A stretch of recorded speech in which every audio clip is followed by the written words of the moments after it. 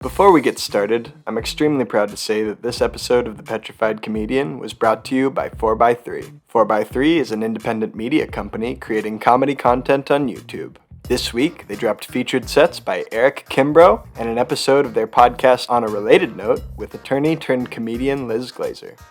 Support independent comedy at youtube.com/@FOURXTHREE or by looking up 4x3 on YouTube.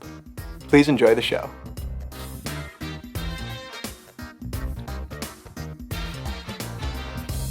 Shalaka Kurup is a London-based comedian and defending roast battle champion.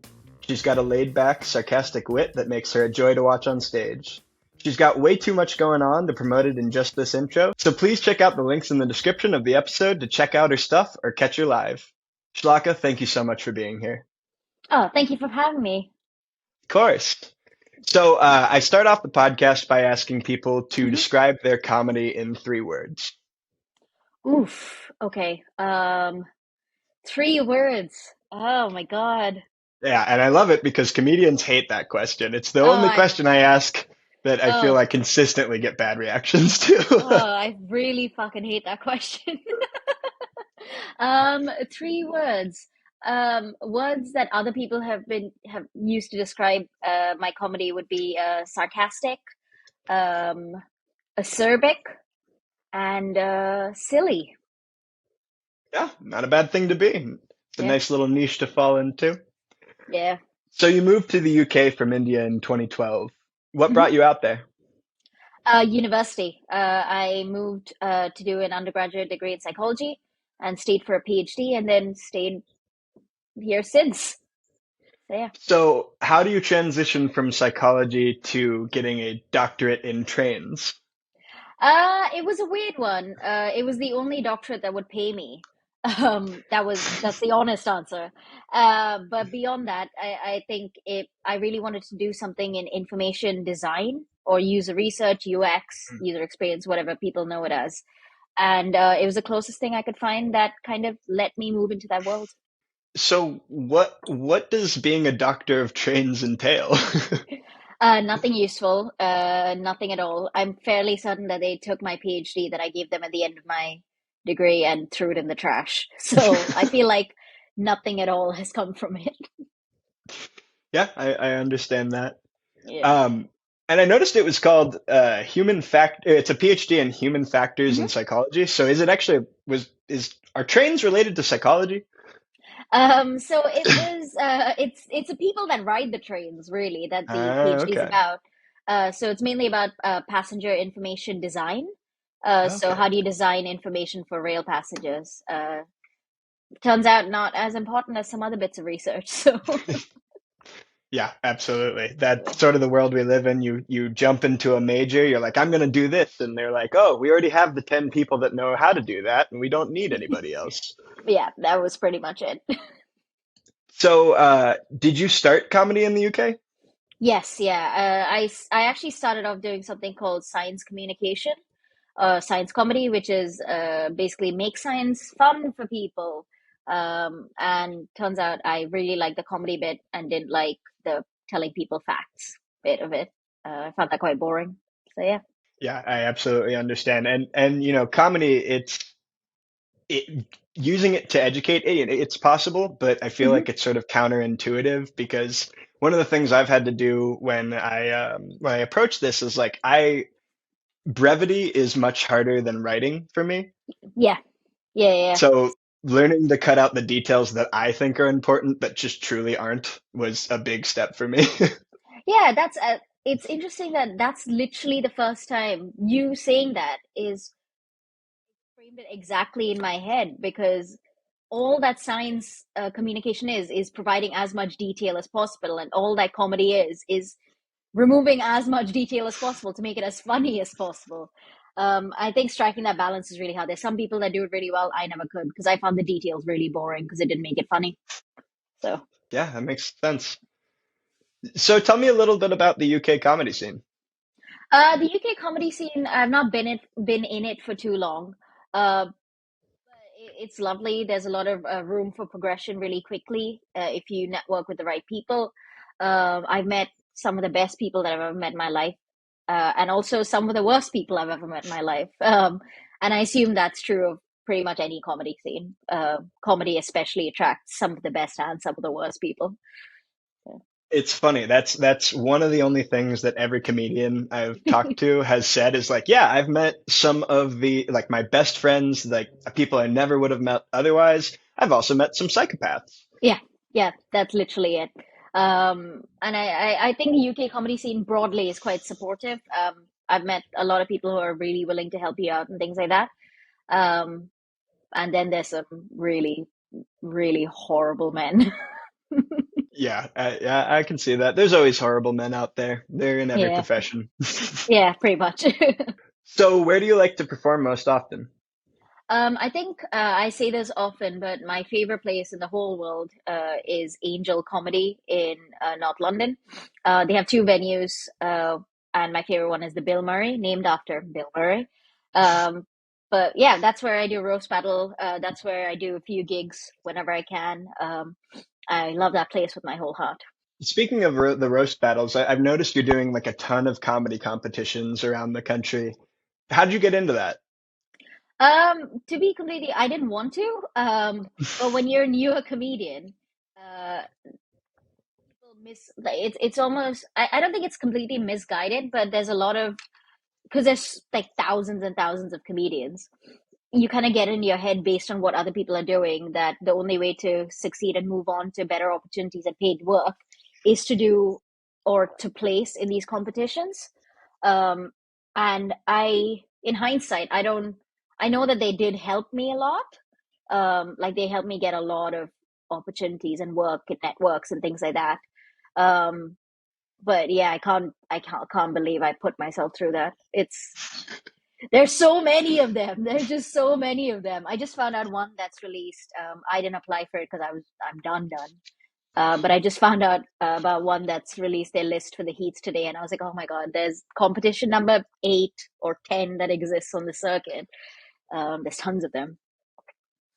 Wow. And I will say it's surprising to hear that you dislike it so much because you really do seem to have a bit of a knack for kind of just tearing people to shreds. um, I don't dislike them for the opportunities they give people. I think I dislike um it's the same similar format through all of them, so you got to have a perfect five and then do the perfect five in each round, and by the end of competition season you're sick of it. You've not written any new material. You're just doing the same five over and over again, trying it out in different places so it's the best version it can be. So it just makes you really sick of those 5 minutes of comedy you have. So are most of the competitions roasting based? Are there any like what does a non-roasting competition look like? So there's only one roasting based competition, which is the roast battle tournament. All the others are essentially how it works is you have 5 minutes, and depending on the competition, you send in a clip and a little description of who you are, and if you get selected, you go through to heats. And it depends on the competition. One of them I did had heats, quarterfinals, semifinals, and a finals, and another one was just semifinals and a final. So it depends on which competition it is, but yeah, you do the same, essentially the same 5 to 7 minutes every round until you get to the end. So that's crazy. So are you basing all of your roasts off of that little video that people submit? No, roast battle is completely different. So roast battle, anyone, literally anyone can perform. You just need to apply, Oh wow. and anyone can do it really. And roast battle tournament, I think they just pick people who, I think for the first heats, it was anyone who applied. But I think there was some element of if you've won a lot of roast battles, then you get through to performing in those Mm. heats, that sort of thing. So that's a completely different area of how these things work.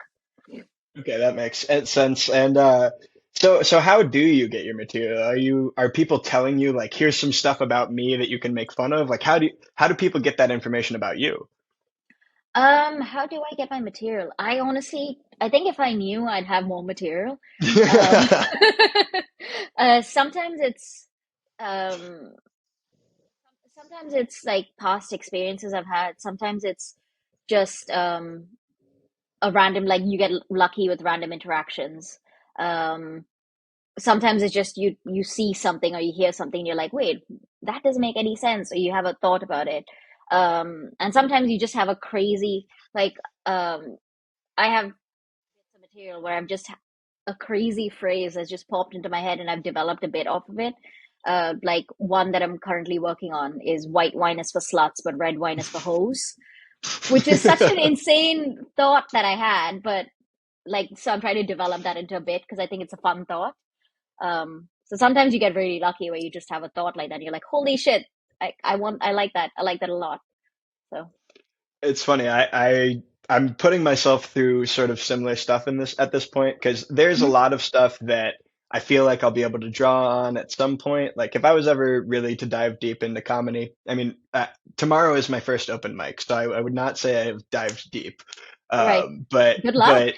yeah, thank you. I'm very excited, and I will have some questions about that later on. But um, for me, I feel like I'm not going to tell the incredibly embarrassing stories about myself first. I'm going to dip my toes. I don't need my parents to hear those stories Yeah. quite yet. So I think about like trying to put myself through more things to Hmm. develop that material.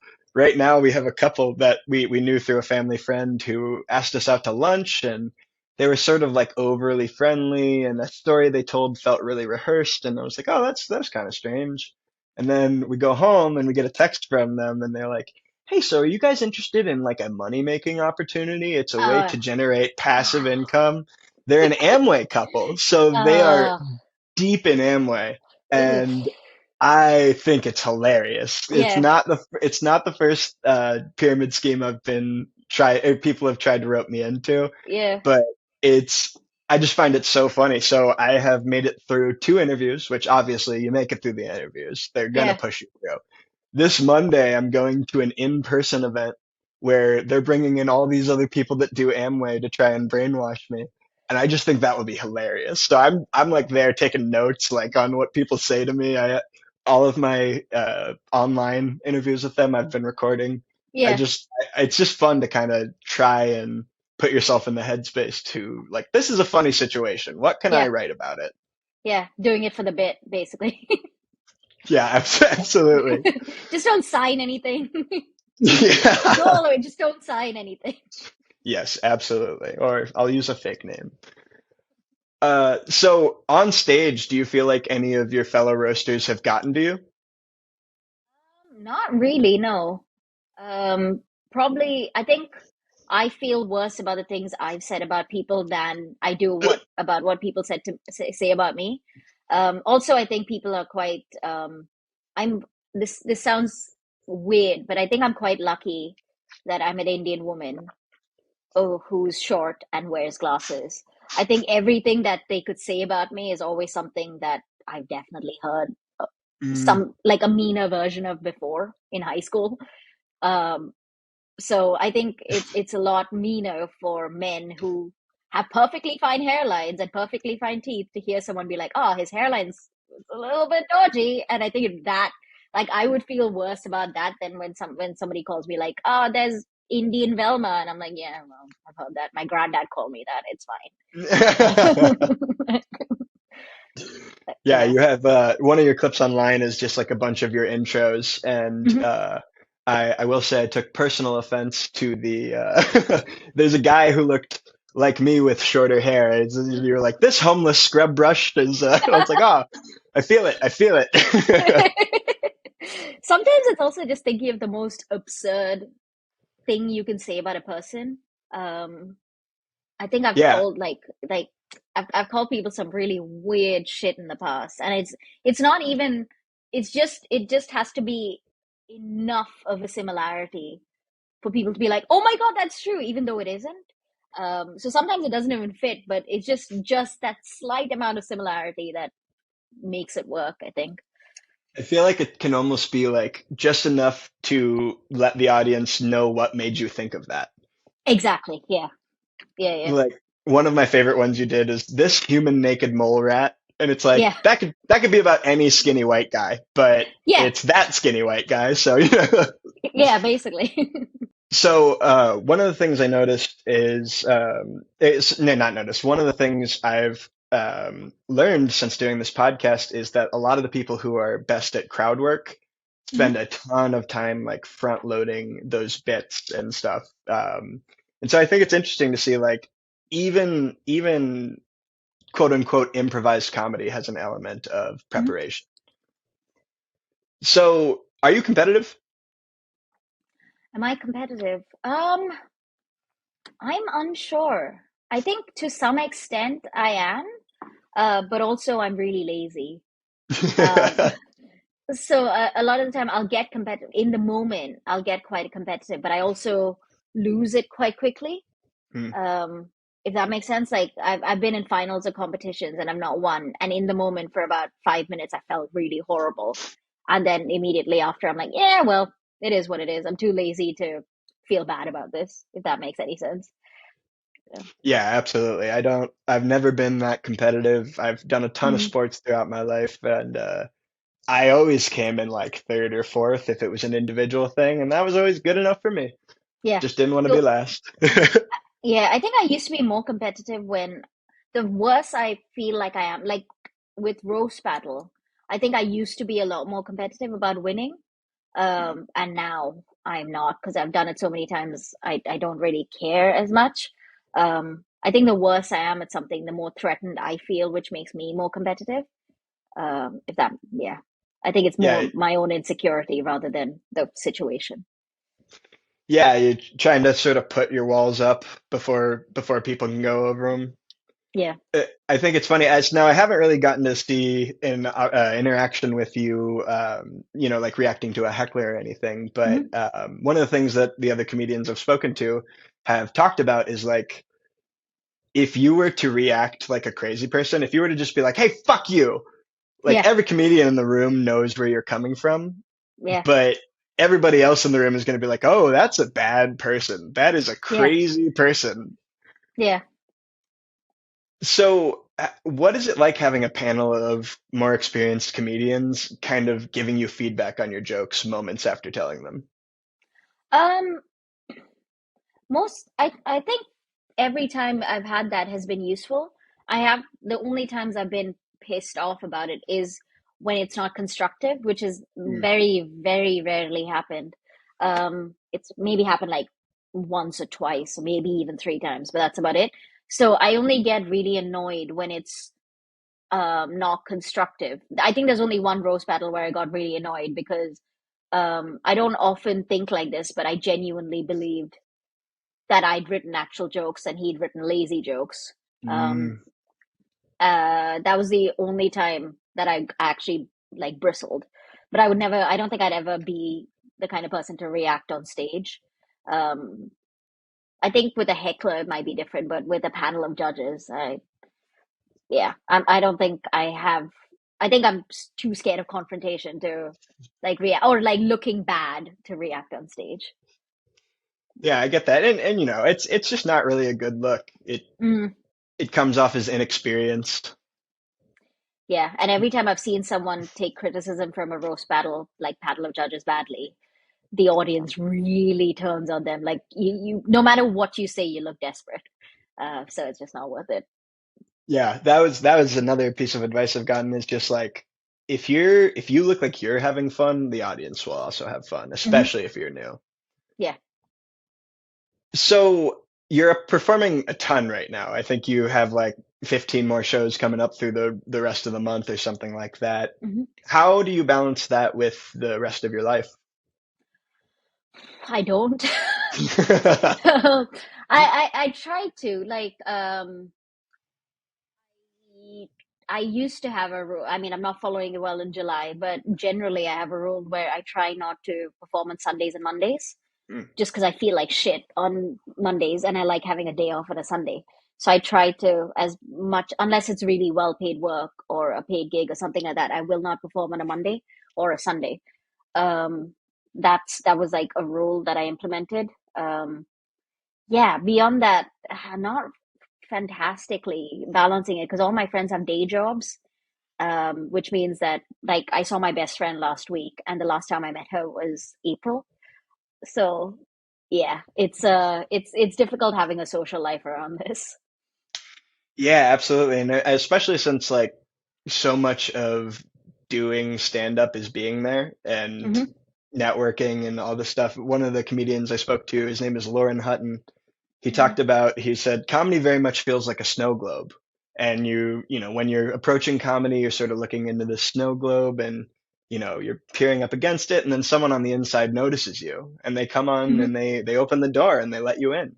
And then you're on Hmm. the inside of the snow globe. And then he goes, but then you look at the snow and you realize it's the ashes of your former life falling around you.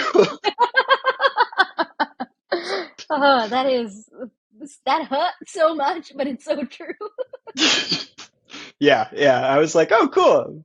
Maybe I won't try it. But honestly, for me, something I've noticed is, I'm very much not even at the point of considering like stepping away from work or doing anything like that. I haven't done it yet. So for me, I've been focused on how being in this mindset of writing comedy has sort of changed the way I approach other things, including my job. And for me, I feel like other than just kind of changing my mindset, helping me see the humor in things more, I feel like I am a better listener. And like I used to be very concerned with like coming off as entertaining. So I was like, here's something silly all the time, every time. And now I can sort of take a back seat, sit and wait for my moment. Do you feel like since starting comedy, you've noticed any similar changes in your life?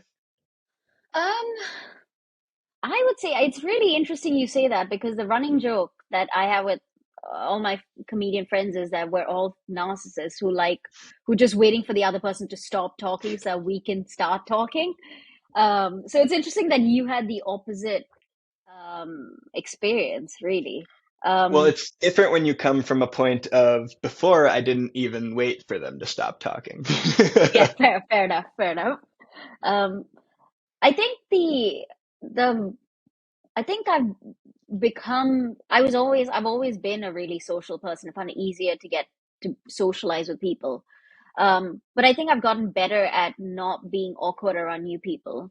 But on the flip side of things, I also noticed that I've gotten really, really antisocial. Because you spend so much time around people. I think it's comedy right after being in lockdown for so long. Because I noticed this after Mhm. being in lockdown, where like my social energy would die really quickly, and sometimes I just go sit in the bathroom just to feel silence for a bit. And I think that in combination with seeing people all the time at comedy has made me a lot more like I just want to sit at home and watch TV when I have time off, um, Yeah. which never would have been the case about 2 years ago. Yeah, I absolutely. I get that. I used to work at the zoo in my Mhm. hometown, and I had a very people-facing job. And every single day, I'd come home and just like collapse in bed for an hour and a half. Just like Yeah, couldn't speak to anyone, couldn't do anything. I needed that moment to recharge. yeah. So are you still with Legolas? Oh yes, I am. He's currently swimming right now, but yeah, yeah, I am. Perfect, perfect. Hello, everybody. I hope you're having half as much fun listening to this podcast as I had making it. That wraps up the getting to know you portion of the podcast. And before we start talking comedy, I want to remind everyone to go check out 4x3. They drop awesome original comedy content every week on their YouTube channel, youtube.com/ at sign FOURXTHREE. Or you can find it by looking up 4x3 on YouTube. Let's get back to the show. What did you want to be when you were a kid? Oh, see, people have asked me that question so many times, and I honestly don't remember my childhood, like that part of my childhood. Um, I think the first memory I have of what I wanted to be was an actress, but that's because I watched Titanic and I really liked the clothes she was wearing.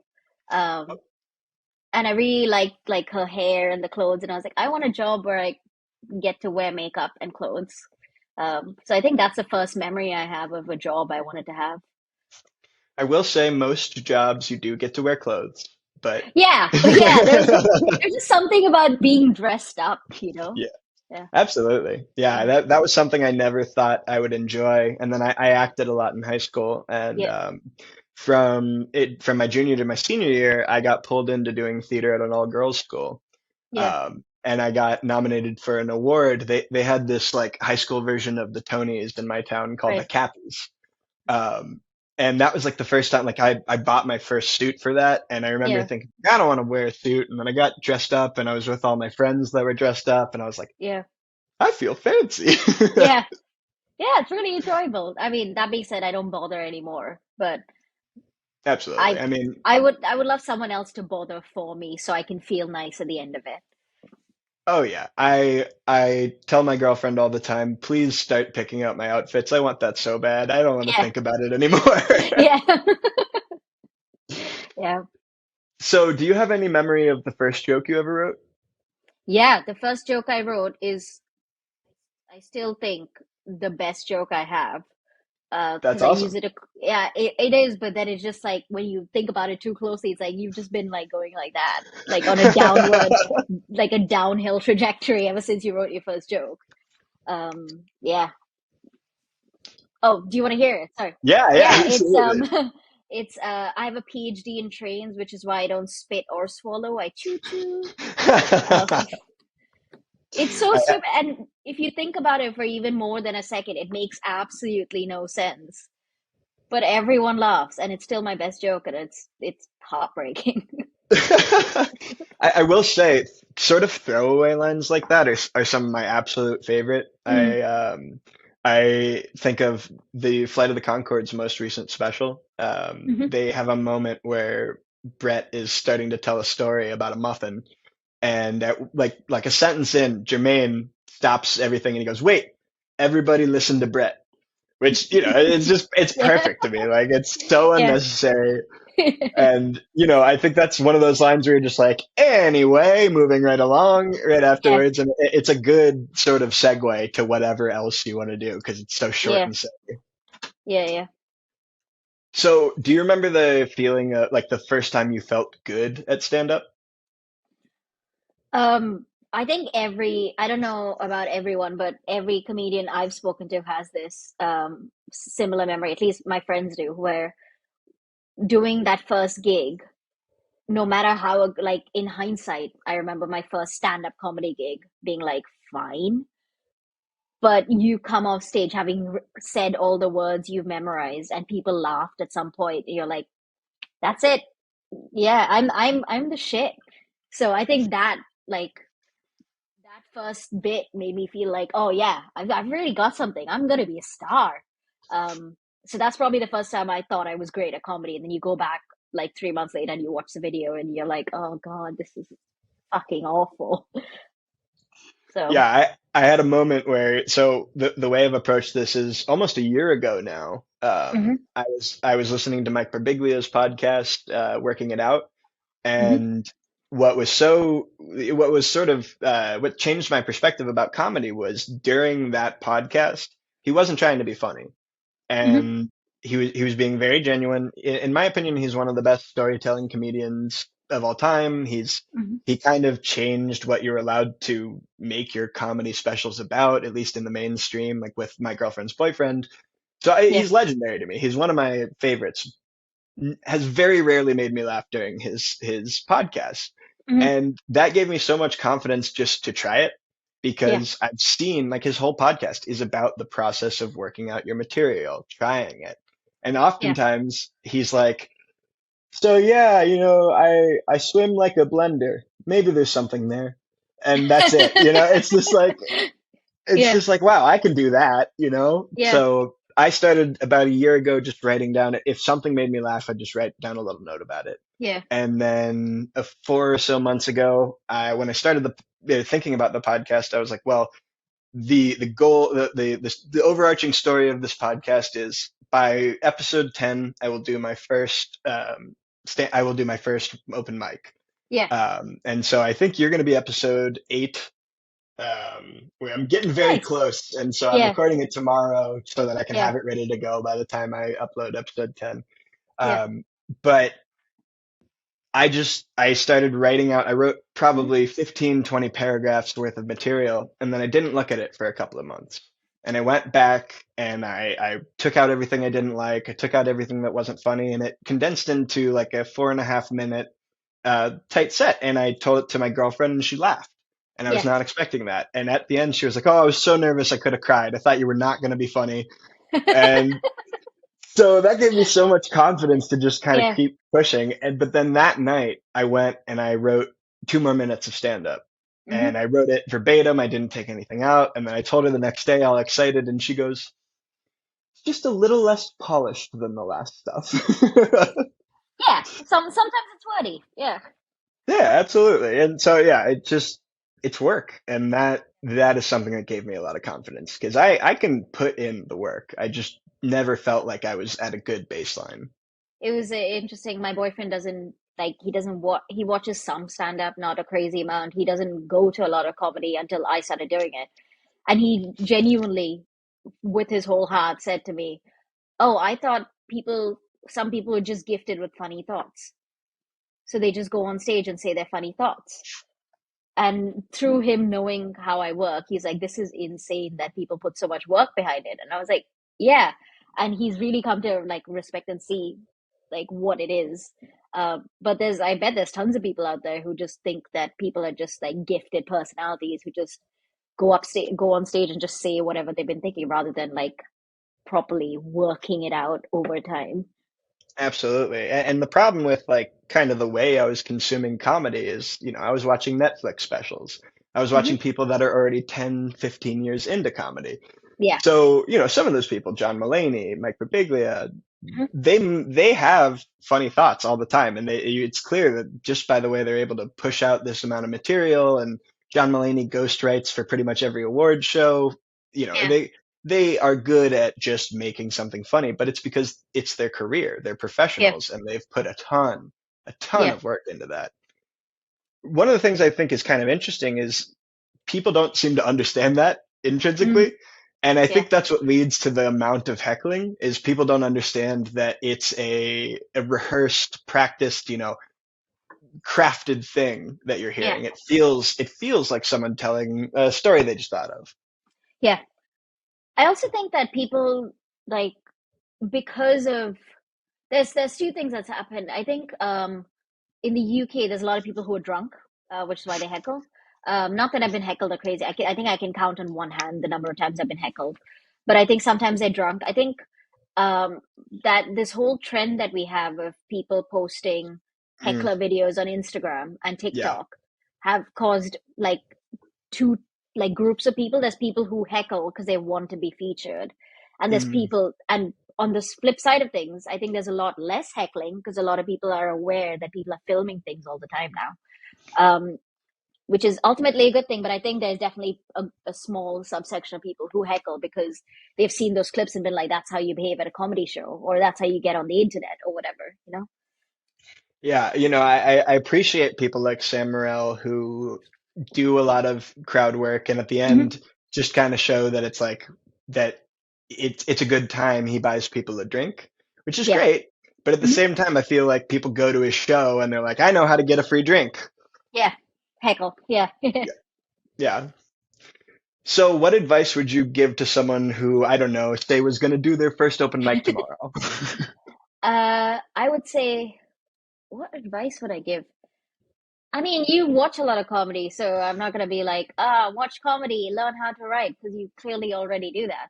Um, I think the best advice I got was if I don't know if you have these, you probably do in the US, but over here there's a huge tradition. There's a lot of comedy clubs that do gong shows. I don't know what that is. So gong shows basically to get in at some comedy clubs, they get you all in on like some do it once a week, some do it once a month. Like the Comedy Store does it once a month. They get all these comedians on, and the audience is feral. Um, and all you got to do is last 5 minutes on stage, and they give three audience members like cards, like randomly picked audience members cards or whatever. And if three people raise their cards, you get gonged off stage, which means you have to get off immediately. You don't get to 5 minutes. So the aim is to just survive and captivate the audience for 5 minutes. It's fucking brutal, It so sounds brutal. terrifying. It's honestly like I know the number. Like I think the first time I did a gong show, I cried all the way home because I'd been gonged off. Because you take it so personally. You're like, oh, I thought I had something, but audiences hate me. And then you realize it's not that deep. Um, but the best piece of advice I got was if, especially if you're nervous, speak slower, like consciously speak slower. And you might think in your head that you're speaking really slowly, but you're not because you're so nervous. You're talking at like twice the amount of speed. So if you consciously speak slower, you actually look, even though you're concentrating really hard and speaking slower, you actually look quite relaxed, and then you can fake it till you make it, Hmm. which is the best advice I've got about performing live comedy ever. So every time I'm nervous, I'm just like, okay, slow down, slow down, slow down, and then it just gets easier to look casual.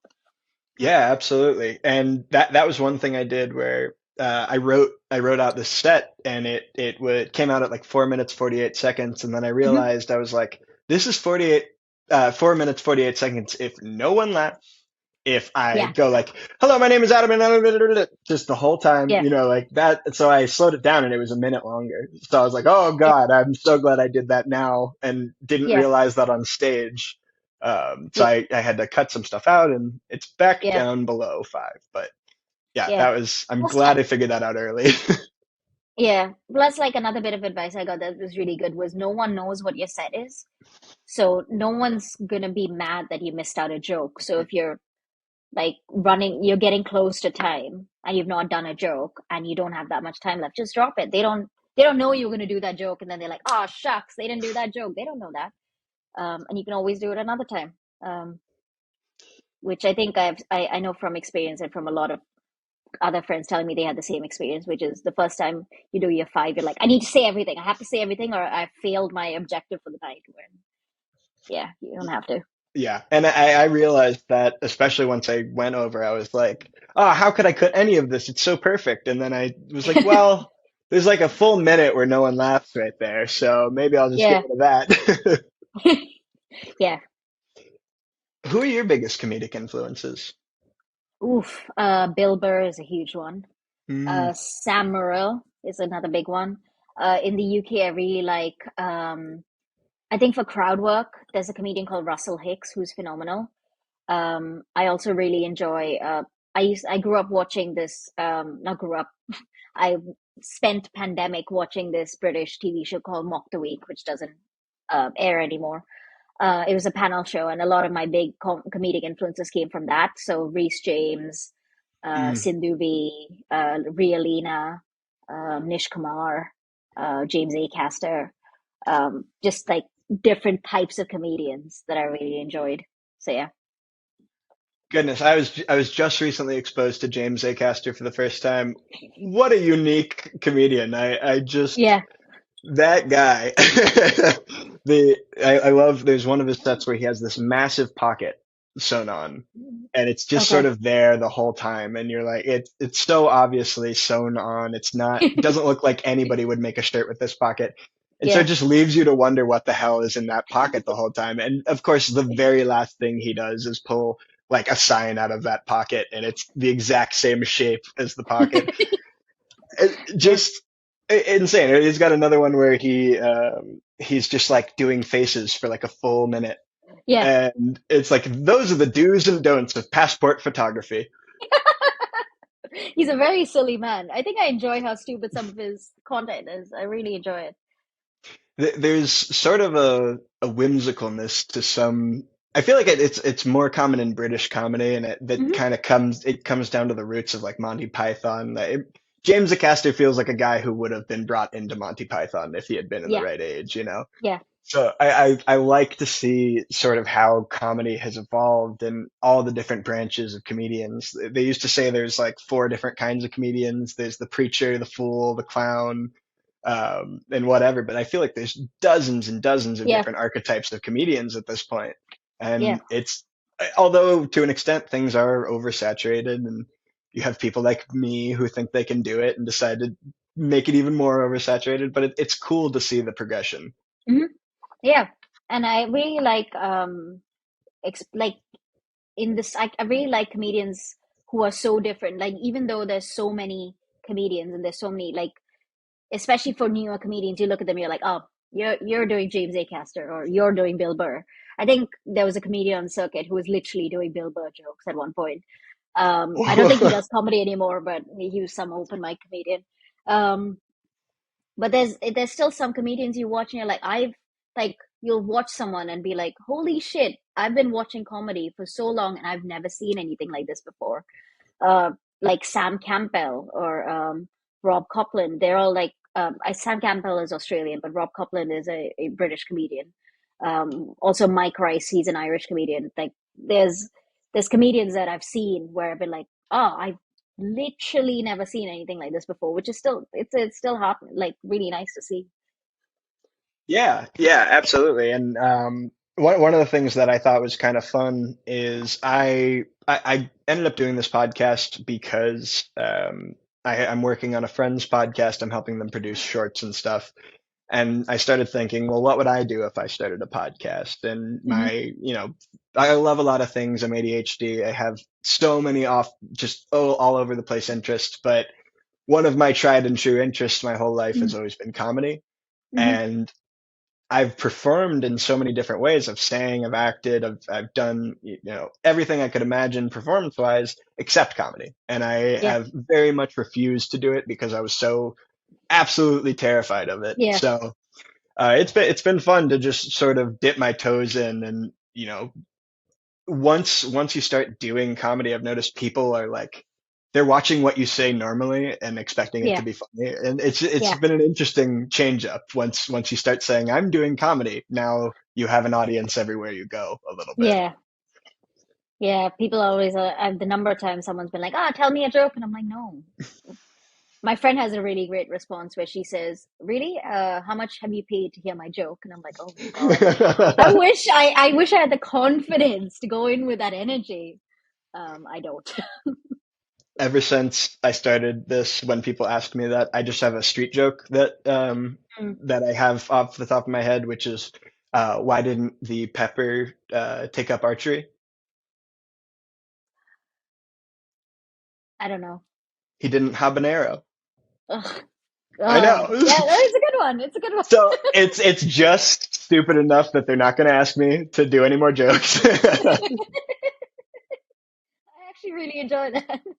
Yeah, it's a good one. I Yeah, can't take credit, yeah, but yeah, it does get me out of having. There's something so awkward about trying to do a stand-up set for like a person. It's not the right, especially when a lot of times you go out there and you're like, "Hey, everybody, how you doing?" You can't say that to one person and have yeah. it not feel disingenuine.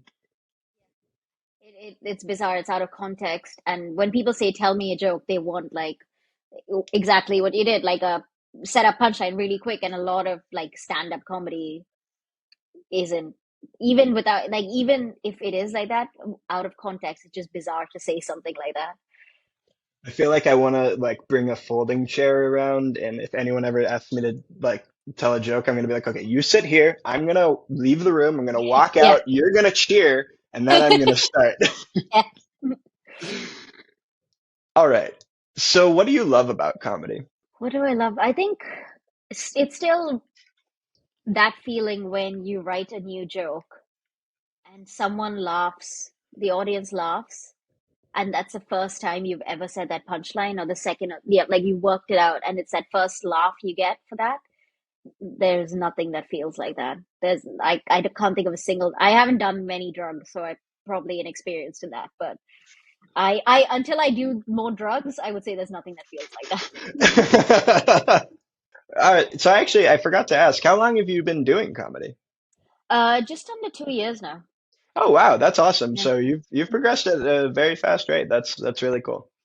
Yeah, I think I got really intense about it. Yeah. Yeah. Well, everyone I've spoken to, it's like you sort of immediately see who's really into it and who's not. There's Mm. people who are doing it because it's fun. Like I might sort of fall into that category, but then there's people who are like, all right, I am hell bent on this being my career, and it's really, really hard to do that today. So I'm going to put all of my energy into that. Yeah. And Yeah. the scary thing about comedy is that doesn't guarantee success at all. No, not at all. So I think a lot of people don't like when people say this, but I think there's a lot to say for luck in comedy. Yeah, you work hard. Yeah, you have to be funny. Yeah, you have to have a charisma, personality, whatever. But I think there's a lot to be said for luck, like being in the right place at the right time, meeting the right people. Saying that's why I always try not to cancel gigs as much as I can because Mm. I've had some insane situations where I just gone to a gig, been like, that's fine, and then later on someone's contact me for a much better opportunity just because they happen to be there. So there's a lot to say for luck and meeting the right people. Yeah, I mean, I think about people like Bert Kreischer who Mm, did comedy for like 15 years before the story about the machine blew up. yeah, But at the same time, during those 15 years, his best friend was Tom Segura. He knew, yeah, he had the connections. He just yeah, had to yeah, find that, he had to get to that point. I yeah. actually just interviewed a comedian named Sean Dolan. Hmm. He's been doing it about 2 years as well. Um, but he has more social media followers than anyone else I've talked to because he had a Hmm. story just go completely viral on TikTok. Yeah, So he had a situation where his son was being bullied, and he brought it up with the school board. Nothing happened. He brought it up with the superintendent. Nothing happened. And so basically, he took the superintendent's doctoral dissertation, ran it through a plagiarism checker, and then sent the results to the school board. And 9 days later, that guy announced the end to his 30-year career in public education.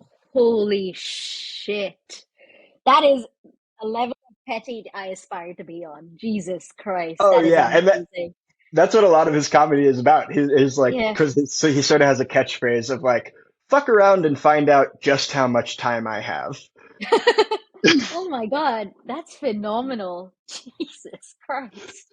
Yeah, so I mean, he obviously it takes talent. You're not gonna get opportunities if you're not funny, but you have to have that mixture of talent. And by career, he is a marketer. So Yeah. one of the things he was able to do once he got that viral story is every time he had a connection, he was leveraging those connections. Hmm. So within 7 months of doing comedy, he was starting his own comedy show because he had so many Yeah. connections through it. And I think for me, that's one thing that I would really like to try and do. I have a connection to a music venue right next Hmm. to the College of, you probably don't know this college, but Ohio State University. Hmm. Um, they have a music venue right down the road, and I want to take the different comedy clubs at OSU and pin them against Yeah. each other. Okay. And I think that would be a lot of fun, and I could get some audience participation in it. But Yeah. after talking to this person, I realized there's a lot of different routes you can take in comedy. Yeah. And that's why, and you'll see this when I ask my final question. But I'm really curious in all those different routes people are taking because comedy, I Hmm. think, has so much utility in different roles. Everybody wants to be around someone who is funny. Yeah. So I just think it's really cool. Hmm. Do you hate anything about comedy? Do I hate anything about comedy? I think I hate how difficult it is to write a good joke sometimes. Yeah. Um, I think I have pages and pages of stories that I'm like, but this is funny. But then every time I say it, it's not. And just the amount of agonizing that, but at the end of the day, the payoff is just like I mentioned, like nothing else. Like you spend every day just looking at that shit, being like, I think the pain of realizing that a bit is never going to be a bit is probably the worst experience. Yeah. Yeah, the comedian I spoke to just a couple of days ago, Brad Silnutzer, Hmm. he said like he's been doing it about 10 years now, and he said Hmm. as recently as this year, he's had jokes that he abandoned that he was like, oh, I think I know where this goes now. And Yeah. you just kind of have to keep all that stuff in your back pocket. It's yours. You can pull from it anytime, but it just Yeah. might you might not be ready to tell that joke. Yeah. I think that's the hard thing to realize as well. Because I had a joke that I hadn't been telling for a long time, and then I said it the other night. I can't remember what joke it was, but I just remembered it and said it the other night as someone who had more experience. And just the way I phrased it made it a funny joke all over again. And I think there was just something about the way I was saying it before that didn't make it funny.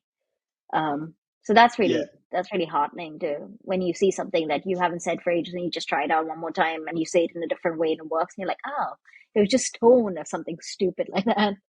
So, So far, the coolest experience for me that's come out of this podcast mhm, is that guest I mentioned, Lauren Hutton. He told me mhm. a story about a time where he pretended to be Irish for a few months because Months. a girl was interested in him. So he dated this girl as an Irish person for 3 months, and he was like, Wow. he was like, I am the villain of this story. Yeah. Yeah. uh, but I reacted positively to it, and I just said, no matter how you feel, you come off in that story, it is hilarious.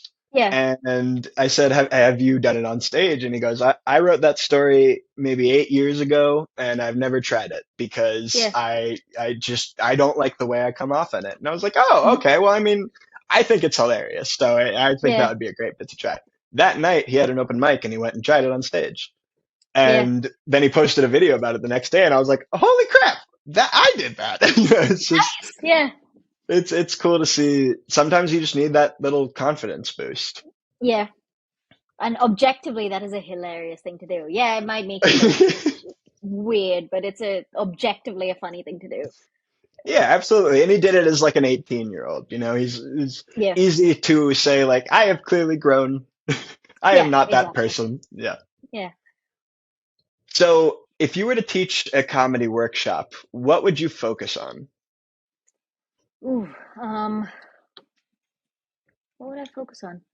I think the thing that I enjoy the most and probably have the most practice with because of roast battle, and the thing I like helping other people with is finding the joke. So I do this with my friends quite a bit, where they'll come to me with a premise or a couple of tags or a punchline that needs punching up, and I really like. I don't know. I say this to my friend all the time, where it's a lot more fun, and you feel so good writing for other people's jokes. And it's so much easier. Like if someone hands you a joke that they don't, you can think about because you have a fresh perspective. You Hmm. can think of 100 funny things, and seeing them then do that joke on stage that I've like helped them out or written the punchline for. I'm like, yeah, this is amazing. Um, and I find it so much easier than writing my own material because with your own material you have to start from scratch, but I really enjoy. And I think that that would be a really fun workshop to do because I love reading jokes as well. So I would love to do a workshop where people just give me all of their material and I just spend the entire time helping them like trim it, think of punchlines, think of alternative like tangents they can go on. I'd love that. Yeah, and I think that's awesome because it's something I had no idea was going on in comedy. Yeah. Like I comedy is I've learned that it is a really tight knit community to an extent, but Hmm. it's also a competition. Yeah. And so the idea that people would be so comfortable punching up other people's jokes, making other people Hmm. funnier, it all comes from that knowledge that they're going to do it back for you. Yeah. And I think that's really cool. And it explains so much of where like I've had moments where I'm so familiar with some of these comedy sets. I used to watch anytime John Mulaney, Mike Birbiglia, Bo Burnham, anybody like that came out with a set, I would watch it 15 times. Yeah. And the way I made friends was forcing other people to watch it and say, "Oh, you Yeah. like this comedian now. Now we're friends." Yeah. Uh, Yeah. so it's interesting to see there are kind of schools of comedy. Like these people are friends, so they're helping them with each other's Yeah. jokes. Sometimes you hear like, "Oh, that felt like a Daniel Sloss joke. That felt Yeah. like a Hannibal Buress joke." Yeah. So, all right, Shalaka, this has been a ton of fun. I only have one more question for you.